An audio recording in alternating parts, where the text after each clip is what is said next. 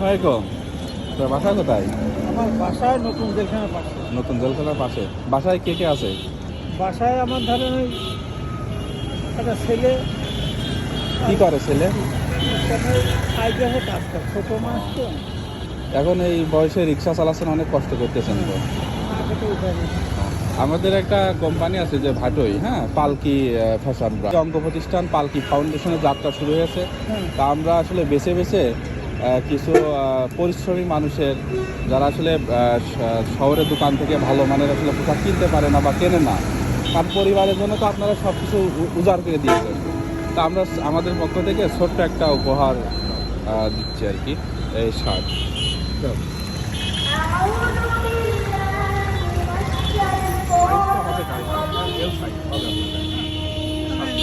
আমাদের কোম্পানি করবেন, আর দোয়া করবেন।